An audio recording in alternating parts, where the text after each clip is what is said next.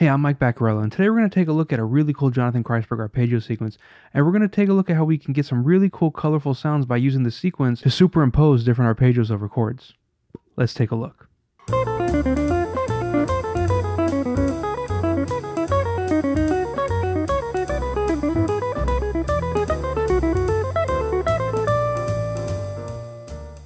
So first thing, let's take a look at how we can play this sequence. So I'm demonstrating this by using a D minor 7 arpeggio. So we're going to go down the arpeggio from C, A, F, D, down to C. So we're playing this shape of the arpeggio. So we have 8th fret 1st string, 5th fret 1st string, 6th fret 2nd string, 7th fret 3rd string, and then 5th fret 3rd string. And the tones we have, flat 7, 5th, flat 3rd, root, flat 7. Now here's our sequence. We're going to go down in groups of 3, so we're playing triplets.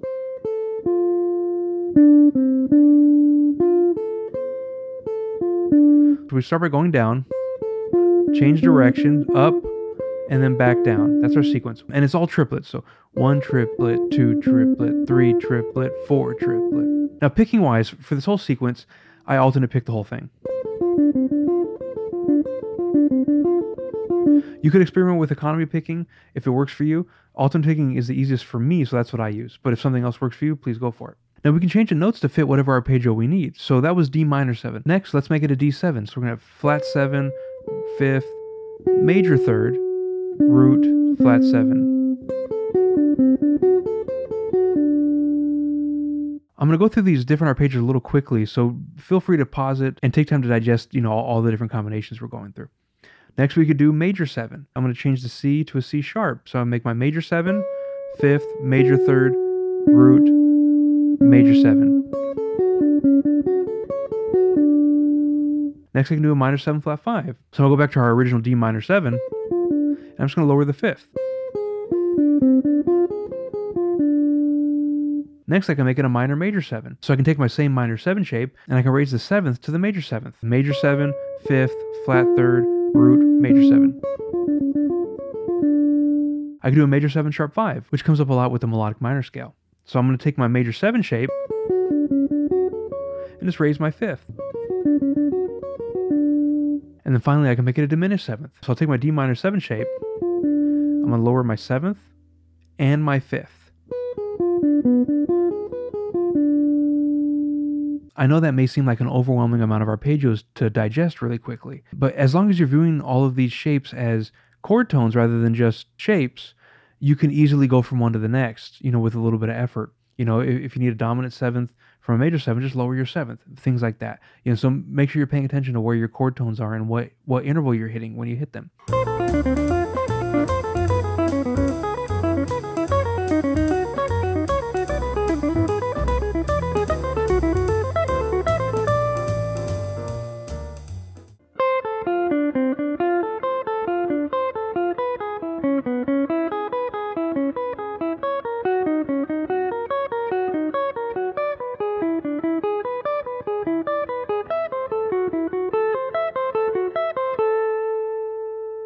The first place I heard Jonathan Kreisberg play this sequence was in his solo on The South of Everywhere. Now this song is in 5/4, so there's an extra beat in the pattern. So here's the pattern in 5. So it's the same pattern, and then just start it again. Just one more beat's worth of that. Now he plays this over an interesting chord progression. Plays over B flat major 7 to F sharp minor 11 to F sharp major to C major 7 sharp 5 to D13. He takes basic arpeggio shapes and puts them over these different chords to make some interesting sounds. So over that first B flat major 7, he plays a D minor 7. Now D minor 7 over a B flat major 7 gives us the tones of major 3rd, 5th, major 7th, and 9th. So we have a major 9 sound. Over the F sharp minor 11, he just moves down a half step and plays a C sharp minor 7 arpeggio. Now a C sharp minor 7 over an F sharp minor gives us the 5th, flat 7, 9, and 11. So 2 chord tones and 2 color tones. It's a nice sound. Then he moves up a whole step and plays a D sharp minor 7 or an E flat minor 7 over an F sharp chord. A D sharp minor 7 over an F sharp major gives us a 6th or 13, a root, a third, and a fifth. Over C major 7 sharp 5, he plays E7. And this gives us a third, sharp 5, a major 7, and a 9. So it outlines the major 7 sharp 5 sound really well. And then over the D13 chord, he gives us an F sharp minor 7 flat 5, which gives us a major third, a fifth, a flat 7, and a 9. So it gives us a dominant 9 sound. So you can see that taking some basic minor 7s, dominant 7s, and minor 7 flat 5s, and putting them over different chords, you get some really interesting sounds. In my next example, I'm going to take that a step further.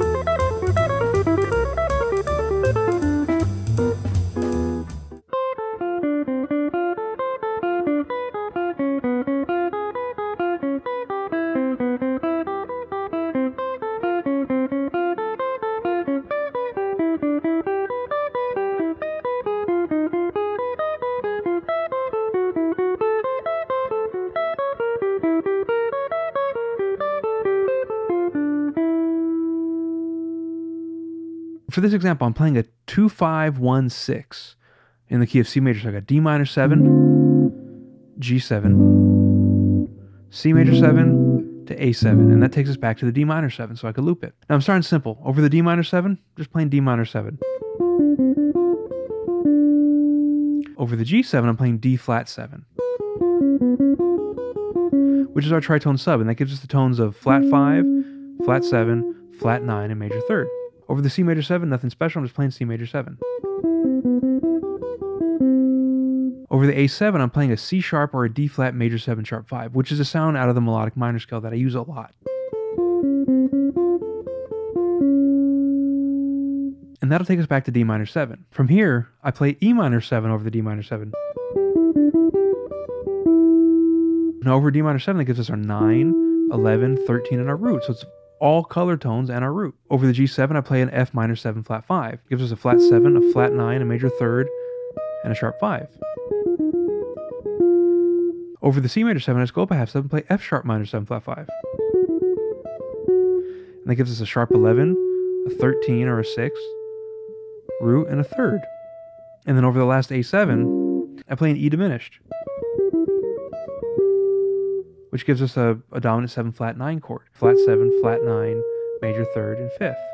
Now over the last D minor 7 portion to finish out the line, on the 10th fret here, I play D, A, and on the 12th fret of the 3rd string, I play G. And then I play C with my pinky on the 13th fret of the 2nd string, and I go down 10, 10 on the 2nd and 3rd string, land on D with my 3rd finger on the 12th fret, and then come up to E and land on the 9th of the D minor chord. Now rhythmically, this whole example is all triplets, except for the last bit. The last measure is 1 triplet, 2 triplet, 3, and. This is a really cool sequence, and I know I went through a lot of these examples rather quickly as far as the superimpositions and the different things. Remember, all of the examples are available on Patreon on the PDF, but the big key here is to go through and learn all your different arpeggio shapes using this pattern. And then you can apply a bunch of these different arpeggios to different chord progressions to get different colors out of them. And I think that's a really good way to go about this, is to get the shape down, learn a bunch of arpeggios, and then take it through a progression and see if you can get some interesting sounds superimposing over different chords. That's what Kreisberg does in his solo on South of Everywhere, and that's what I try to do on my example over the 2-5. So thanks for checking out today's lesson. Keep practicing. I'll see you next time.